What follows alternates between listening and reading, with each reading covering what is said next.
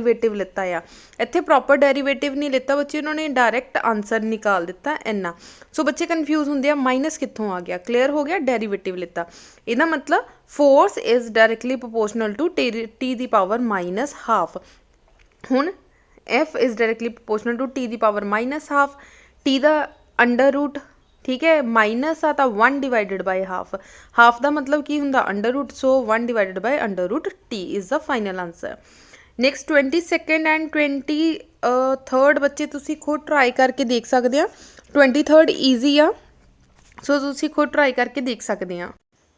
Question number 24 ਤੇ ਆ ਜਾਓ। A body of moving under the action of force, suddenly the force is increased to such an extent that the kinetic energy is increased by 100%। ਹੁਣ ਇੱਥੇ again kinetic energy ਦੀ ਗੱਲ ਕੀਤੀ ਗਈ ਆ। ਸੋ energy ਨੂੰ E ਨਾਲ ਵੀ ਲਿਖ ਸਕਦੇ ਆ, kinetic energy ਦੇ ਨਾਲ ਵੀ ਲਿਖ ਸਕਦੇ। ਫਾਰਮੂਲਾ ਕੀ ਆ, p² ਡਿਵਾਈਡਡ ਬਾਈ 2m, ਠੀਕ ਹੈ ਜੀ। ਅਗਰ ਅਸੀਂ ਪਰਸੈਂਟੇਜ ਨਿਕਾਲਣੀ ਆ, ਪਹਿਲੇ ਤੋਂ p ਨਿਕਾਲ ਲਓ, ਆ 2m ਉੱਧਰ ਚਲਾ ਗਿਆ, ਆ ਗਿਆ 2me। ਸੋ ਚਾਹੇ ਕਾਈਨੈਟਿਕ ਐਨਰਜੀ ਲਿਖ ਲਓ ਚਾਹੇ E ਲਿਖ ਲਓ। ਆ ਸਕੇਅਰ ਸੀ ਦੂਸਰੀ ਤਰਫ ਜਾ ਕੇ ਕੀ ਬਣ ਗਿਆ, ਅੰਡਰ ਰੂਟ। ਹੁਣ ਅਸੀਂ ਪਰਸੈਂਟੇਜ ਨਿਕਾਲਣੀ ਆ ਬੱਚੇ, percentage in P। Percentage in P ਕਿੱਦਾਂ ਨਿਕਾਲਾਂਗੇ ਅਸੀਂ, P final minus P initial divided by P initial multiply by 100। ਬੱਚੇ ਫਾਰਮੂਲਾ ਹੁੰਦਾ ਪਰਸੈਂਟੇਜ ਦਾ। ਹੁਣ ਫਾਈਨਲ ਕਿੱਦਾਂ ਨਿਕਾਲਾਂਗੇ, ਫਾਈਨਲ ਮਤਲਬ ਕਿ ਟੋਟਲ ਐਨਰਜੀ 2E ਹੋ ਜਾਏਗਾ, ਦੈਟ ਇਜ਼ 2m। ਇੱਥੇ ਕਿੰਨਾ ਆ ਜਾਏਗਾ 2E, ਐਨਰਜੀ ਕਿੰਨੀ ਆ ਜਾਏਗੀ 2E ਮਾਈਨਸ PI ਦੀ ਵੈਲਿਊ ਕਿੰਨੀ ਆ ਤੁਹਾਡੀ PI ਆ ਅੰਡਰ ਰੂਟ 2me। ਆ ਚੀਜ਼ ਕਲੀਅਰ ਹੋਗੀ कि असी फाइनल दे विच टोटल एनर्जी 2E क्यों लिती आ, क्योंकि इनक्रीज़ कुछ ना कुछ हुई है, मान लिया कि डबल इनक्रीज़ हुई है तो 2E लिख दिता। सो डिवाइडेड बाय PI कितनी आ, √2ME मल्टीप्लाई बाय 100। क्लीयर हो गई इन्नी चीज़। हुण देखो बच्चे 2ME और 2ME इधर भी आ, सो असी इनू कॉमन बाहर निकाल लिया। 2ME कॉमन भी बाहर निकाल लिया, अंदर की रह गया √2 - 1 कॉमन बाहर निकाल लिया तो आ टर्म आ गई। ठीक है जी, मल्टीप्लाई बाय 100 आ टर्म इस टर्म के नाल कटेगी। √2 की वैल्यू कितनी होंदी है 1.414 -1 इंटू 100। हुण बच्चे 0.414 इंटू 100, सो इनू सॉल्व करांगे तो साडा आंसर आएगा 41.4%। हुण ऑप्शन देखो, फर्स्ट आ 100, सैकेंड 60, थर्ड हैगी आ 40%। असी इहदा नीयरली इक्वल निकाल लिया 40%। उहदे अकॉर्डिंगली साडा जिहड़ा सी ऑप्शन आ वो राइट आंसर है। नैक्सट बच्चे 25th क्वेश्चन है, जिहड़ा असी हुणे कोलिजन वाला करके हटे आ। Initial momentum is equal to final momentum आएगा इहदे विच। सो खुद ट्राई करके देखना, नहीं होएगा तो बच्चे पूछ लेना। Next uh what is the energy released when 1 milligram of water is converted into energy. हुण बच्चे पहला तो 1 मिलीग्राम आ, 1 मिलीग्राम नूं काच कन्वर्ट किया ग्राम दे विच, सो 10⁻³ ग्राम्स नूं किलोग्राम दे विच कन्वर्ट किया तो अगेन 10⁻³ तो किलोग्राम दे विच तुहाडी टर्म आ गई।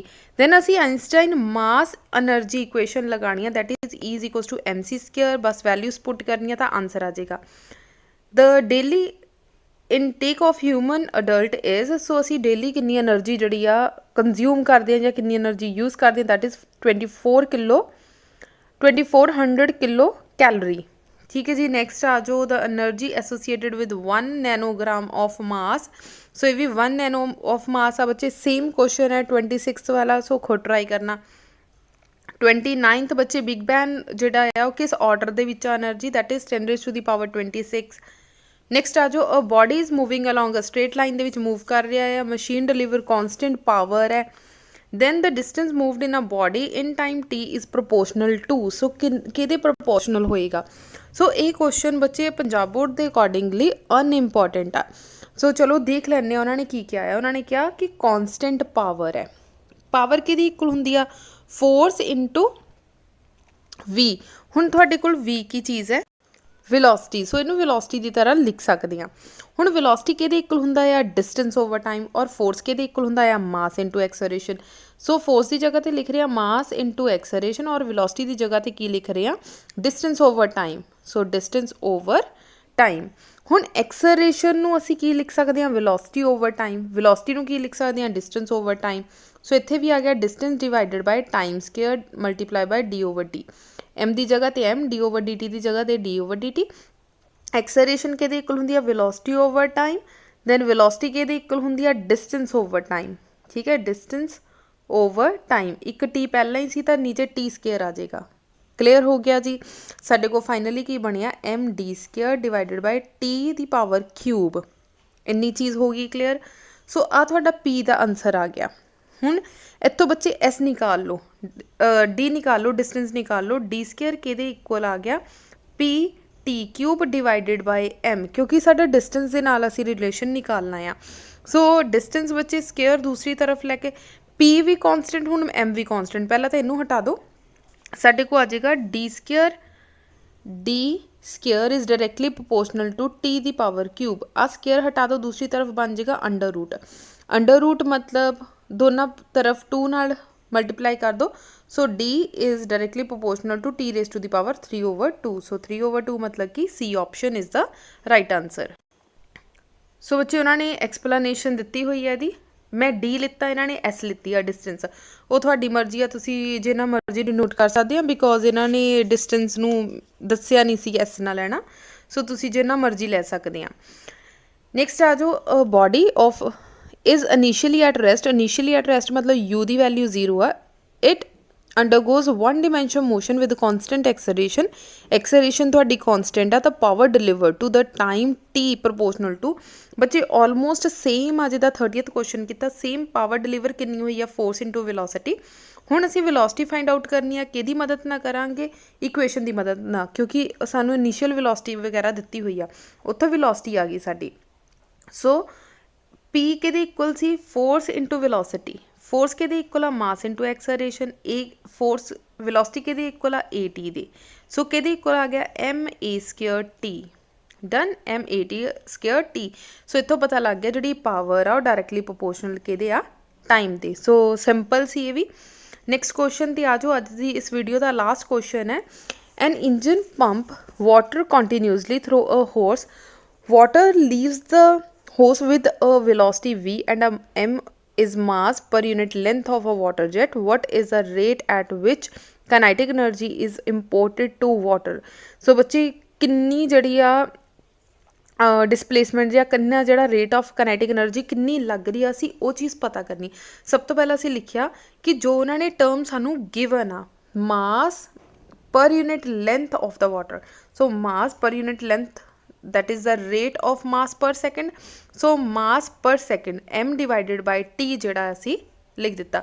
what is displacement over time that is velocity ठीक है जी। सो ਇਹਦੀ ਜਗ੍ਹਾ ਤੇ velocity ਲਿਖ ਦਿੱਤੀ। kinetic energy ਕਿਹਦੀ ਇਕੁਅਲ ਆ ਹਾਫ m v ਸਕੁਅਰ ਮਾਸ ਦੀ ਜਗ੍ਹਾ ਤੇ ਆ ਵਾਲੀ ਮਾਸ ਦੀ ਜਗ੍ਹਾ ਤੇ ਕਿਉਂਕਿ ਉਹਨਾਂ ਨੇ ਸਾਨੂੰ ਦਿੱਤਾ ਹੋਇਆ ਮਾਸ ਪਰ ਯੂਨਿਟ ਲੈਂਥ ठीक है सो ਉਹਦੀ ਜਗ੍ਹਾ ਤੇ ਅਸੀਂ mv ਲਿਖ ਦਿੱਤਾ ਦੈਨ velocity ਦੀ ਜਗ੍ਹਾ ਤੇ v ਸੋ ਸਾਡੇ ਕੋਲ ਫਾਈਨਲੀ ਆ ਗਿਆ m v cube divided by 2 सो बच्चे लास्ट वाले जोड़े क्वेश्चंस आ ये अनइम्पोर्टेंट आ 29 31 32 सो पर एक बारी कर जाना पेपर विच बच्चे कितों भी पेपर आ सकता है किसी भी बुक दे विचों आ सकता तो थोड़ी हर तरह की जिहड़ी तैयारी आ होनी चाहिए आ। सो बच्चे नैक्सट वीडियो दे विच मिलते हैं आप एप्लीकेशन बेस्ड क्वेश्चन दे नाल। एप्लीकेशन बेस्ड क्वेश्चन बच्चे इस यूनिट के मोस्ट इंपॉर्टेंट आ सो उन्होंने केयरफुली आप करांगे ये विच डॉट प्रोडक्ट है क्रॉस प्रोडक्ट है सो वो मोस्ट इंपॉर्टेंट आ। सो अंडरस्टैंडिंग दे विच काफ़ी क्वेश्चनस इदां दे सीगे जिहड़े कह लो साडे सिलेबस दे नाल इन्ने ज़्यादा मैच नहीं करदे या ये मोस्ट इंपॉर्टेंट नहीं हैगे। So application based most important आ जो आप नैक्सट कल की वीडियो च मिलांगे। सो वीडियो नूं वध तों वध बच्चे लाइक कर दो शेयर कर दो प्लीज़ अपने स्कूल के स्टूडेंट्स के नाल जिहड़ा बच्चे वीडियो शेयर कर दो ताकि जिस दिन बच्चे संडे टेस्ट होंदा तो अज तक भी मैनू मैसेज आ रही आ कि मैम साडा टेस्ट स्किप हो गया। सो ट्राई करिया करो जिहड़े इंपॉर्टेंट मैसेज होंदे आ बच्चे वो जरूर अपने नाल दे बच्चों नाल शेयर कर दिया करो। Thank you so much.